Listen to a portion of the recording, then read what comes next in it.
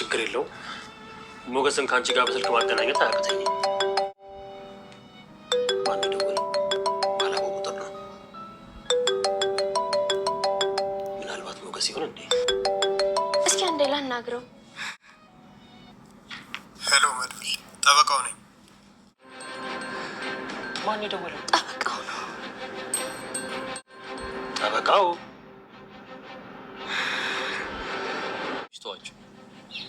እንዴት እናንተ አንድ ተራ ወንጀለኛ ፈልጋችሁ ማግኘት ያቀታችኋል? ምናልባት አንተም ስትሰማ ልደነግጥ ትችላለህ። ሞቷል የተባለው ሰውዬ በህይወት አቆይቼው ነበር እና አሁን ግን ትንሽ አደጋ ሳይሆንብኝ አይቀርም። አስወግደው ነበር አመለጠኝ። እንዲቆይም ያደረኩት አሁን ግን አምልጧል እና ከባድ ችግር ውስጥ ሊከተን ይችላል። ስለዚህ ማለት ነው ሰማኝ፣ አሁን ተረጋግተህ ሰማኝ። ይሄ ሰውዬ አሁን ሌላ ነገሩ ሳይከተን በፊት መንደር ለመንደር ነው ሲዞር የሚውለው። ያለበለዚያ ይሄ ሰውዬ ለአንተም ለእኔም አደጋ ነው የሚሆነው። አድምጪኝ። አይሆንም፣ ግድ የለህም። ለዚህ የሚሆን ሌላ መላ እናጣም። ወይኔ ሉላ፣ ለምን አይገባሽም ሉላ? በሁለት በኩል እኮ እየታደንኩ ነው ያለሁት። በዚህ በኩል የዝና ሰዎች አሉ፣ በዚህ በኩል ደግሞ ፖሊሶች አሉ። ከሁለቱም ማምለጥ አልችልም። ቆይ አንተ ራስህ አልነበርክ እንዴ ተስፋ እንዳትቆርጭ ስትለኝ የነበረው? ታዲያ የሁሉ ተስፋ መቁረጥ ከየት መጣ? እንዲህ ምን ላድርግ ሉላ? ብዬ ቢደክምኝ እኮ ነው። ቢያንስ እንኳን አንቺን ላትረፍ ብዬ ነው። አንዳችን ያለ አንዳችን መኖር እንችላለን ማለት ነው? ያ ሁሉ ስለ ፍቅር ስደሰኩርልኝ የነበረው ነገር ውሸት ነበር ማለት ነው?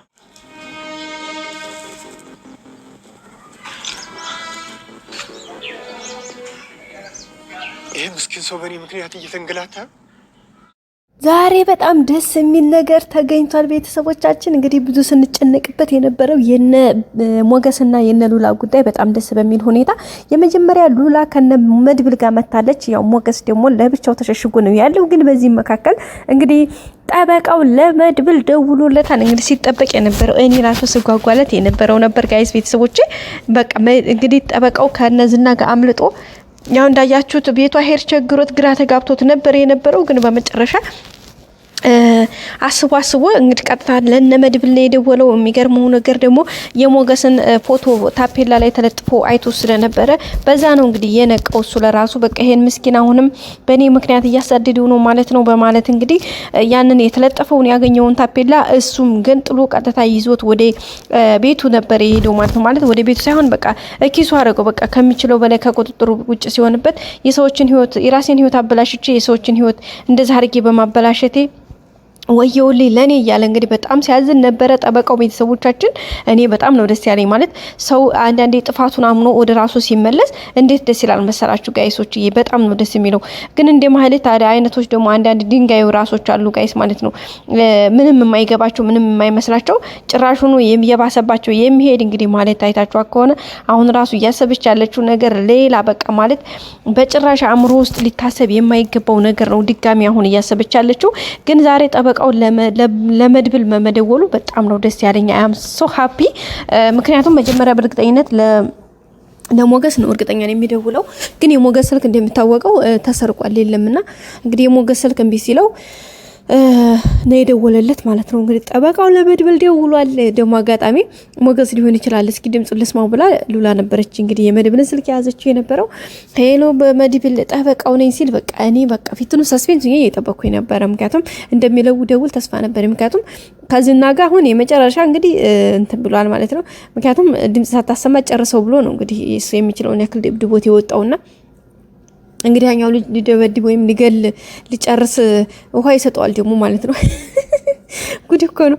ውሃ ሰጥቶ ሊገለው ማለት ነው። አሁን ወዲ ተስራችን እንሂድ ምናምን ሲለው እንግዲህ በዛ በእንትኑ እጁ የታሰረበትን ቆርጦ እንግዲህ ቅው አድርጎት ነው ወንድ እናት ወልዳለች የሄደው ማለት ነው። ቤተሰቦቻችን እንግዲህ ጎዳና ላይ ነበር የወደቀው። ወደ ቤቱ ሊሄድ አስቦ ነበረ። ግን ወደ ቤቱ ሊሄድ ሲያስበው በእርግጠኝነት እዛም እንደሚሄድ ያስተዋለ ማለት ነው። ገባችሁ ቤተሰቦቼ?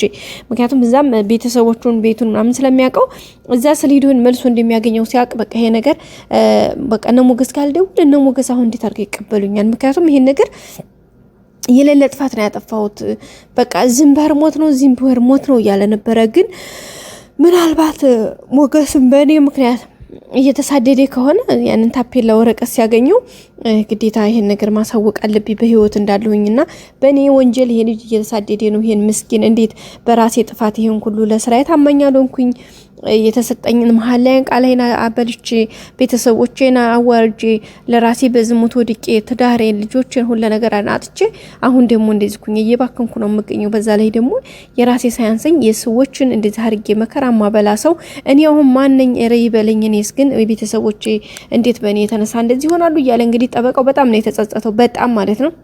ስለዚህ እኔ ደግሞ ማለት ነው ጋይስ መደወሉ ለመድብል እንዴት ደስ እንዳለኝ። በቃ አሁን ቀጥታ መድብል ሄዶ ይቀበለዋል፣ ከዛ ቦታውን ይዛል። አሁን ሞገስ ከዛ ከስቃይ ወጣ ማለት ነው ጋይስ። ደስ አይልም? አሁን ዝና ነው እንጂ የሚፈልገው ዝና በራሱ እንትን ነው እንጂ የሚፈልገው ሞገስ አሁን ከህግ እንትን ውስጥ ወጣ ማለት ነው። በህግ ተፈላጊ አልሆነም። ዋናው ትልቁ ነገር ደግሞ የዝናንማ እኮ ፊቱንም እየሸሸ ነው ያለው። ገባችሁ አይደለ? በሚችለው ያክል ግን አሁን ላይ ደግሞ በጣም ከባዱ ነገር የህጉ ጉዳይ ነበረ። በጣም ደስ በሚል ሁኔታ እግዚአብሔር ይመስገን ጠበቃው አለመሞቱ በጣም ነው ያስደሰተኝ። ካለመሞቱ ባሻገር ደግሞ ይሄን ነገር ማድረጉ ማለቴ አንደኛ ያን ሊገለው የነበረው መጥቶ በራሱ የራሱን ኃይል እናንተን ተጠቅሞ ማምለጡ በጣም አሜዚንግ፣ በቃ በጣም የሚያስደስት ስራ ነው የሰራው። ገብታችኋል ጋይስ? የምር በጣም ነው ደስ ያለኝ እኔ። ምክንያቱም እንዴ ዝና እኮ ጋይስ በቃ ያልሆነ ፋውል ሊሰራው ነበረ ታውቃላችሁ። በቃ የሌለ ፋውልና በጣም ነው ደስ ያለኝ እላችኋለሁ ውድ ቤተሰቦቼ። አሁን ሞገስም ከዛ በቃ አይታችኋል። ሞገስ ራሱ በቃ የሌለ ምን አይነት ስሜት ውስጥ እንዲገባ አይታችኋል። በቃ በቃል የሚገለጽ ነገር አይደለምና ሉላንም እንግዲህ በቃ አማራጭ ሲያጣ ያው እነ መድብል ጋር መደብለቅ እንዳለበትማ ለዛ ላውሪ ማሳልፍ ያልሰጥሽም በማለት እንግዲህ የሆነ ሻይ ቤት አድርጎ በቃ ሻይ እንትን ሽንት ቤት መታጠቢያ ክፍል ገብቼ መጣው ብሏት ነው እንግዲህ ጥሏት ሄደው። እሷን በቃ እንደዚህ አልመሰላትም፣ አላወቀችም፣ አልነገራትም። ምክንያቱም ቢነግራት እሷ አትለየውም። ገባችሁ አይደለ? እሷ ደግሞ በቃ አንተ እንትን ከምትል እኔ ለምን አልጎዳም፣ እኔ ለምን እንደዛ አልሆንም ነው የምትለውና መድብል ማን ነው ሞገስ ደግሞ ከዚህ በላይ እሷ እንድትሰቃይበት አይፈልግም። ገባችሁ አይደለ? በቃ ማለት ፍቅር ማለት መተሳሰብ ማለት ነውና ይሄ ነው በቃ እውነት ትክክለኛ ፍቅር ሲኖራችሁ አንዳችሁ ለአንዳችሁ ነው የምታስቡት እንጂ የናንተ ምንም ነው በቃ የናንተ በቃ በእነሱ አይን ምንም ነው በቃ ማለት እናንተ ብትጎዱ የሆነ ነገራችሁ እንትን ቢል ኦኬ መልካም ነው። ገባችሁ አይደለ? በቃ ለናንተ ማለት በፍቅር ለምትወዱት ለምታፈቅሩት ሰው በጣም ደስ የሚል ፊሊንግ ነው ያለው። መስዋዕትነት ብትከፍሉ በቃ ደስ የሚል ነገር ነው የሚኖረው ማለት ነው። እና እንግዲህ በዛም በጣም ደስተኛ ነው የሆነው ማለት ነው። ቤተሰቦቻችን ሉላም እንግዲህ የምትችለውን ያክል አድርጋለች። ግን በመጨረሻ ደግሞ እግዚአብሔር ረድቷቸው በጣም በደስታ በጣም ማለት ደስ የሚል ሁኔታ የሆነው ነገር በጣም ደስ የሚል ነገር ነበረ ማለት ነው። ቤተሰቦቻችን እንግዲህ ቀጣዩ ደግሞ ከዚህ አማራ እንደሚሆን ምንም ጥርጥር የለውም። ምክንያቱም በህግ መፈለጉ እንትን በቃ በጣም ከባዱ ጉዳይ እሱ ነበረ።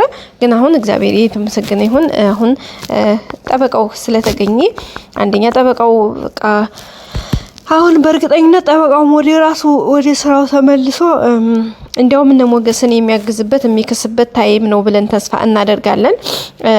በቃ ብቻ አለቅም እንግዲህ እነ ሞገስ ከዚህ መከራ ወጥተው በራሳቸው ህይወት በራሳቸው ዓለም ወጥተው የሚገቡበት መልካም ነገር የሚሰሩበት ጊዜ በቅርብ እንደሚሆን አንጠራጠርም። ያው አሁን ላይ እንግዲህ በከባዱ ነው እንትን እያሉ ያሉት ማለት ነው ቤተሰቦቻችን። በቃ ለዚህ ሁሉ ግን መድብል ትጠላላችሁ ጋይስ። መድብል ወንድ ልጅ በቃ እናት ወልድ ያለኝ ነው የምላችሁ ጋይሶች። ይሄ በጣም ደስ አይልም? ሞራኑ ምናምን በቃ እንዴት እንደ ነገሮች የሚያይበት መንገድ በቃ በጣም ይለያል። በቃ ወንድ ልጅ ከተወለደ እንደዚህ ነው ጋይስ። ወይኔ መጋን በቃ እና በጣም ደስ የሚል ነው ያለው ቤተሰቦቻችን። እንግዲህ በቀጣይ ደግሞ አዲስ ነገር ይዘን እስከምንመጣ ሰብስክራይብ ላይክ ማድረጋችሁን አትርሱ። በቀጣይ እንግዲህ ጠበቃው ወደ እነ መድብል ጋር ተገናኝቶ መልካም ነገሮች እንደሚፈጠሩ ሞገስም ካለበት ጭንቀት እንግዲህ ተደውሎ እንደሚመጣ ምናምን በቃ ምንም ጥያቄ የለውም። እና የዛሬው ቪዲዮ ይህን ይመስል ነበረ።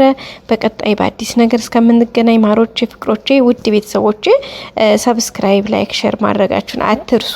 ሁሌም አብራ አብራችሁ ስለሆናችሁ በጣም አመሰግናለሁኝ። ላይክ ያላደረጋችሁ ላይክ፣ ሰብስክራይብ ያላደረጋችሁ ደግሞ ሰብስክራይብ በማድረግ በቀጣይ አዳዲስ ቪዲዮዎች እንገናኝ። መልካም ቆይታ። ባይ ባይ።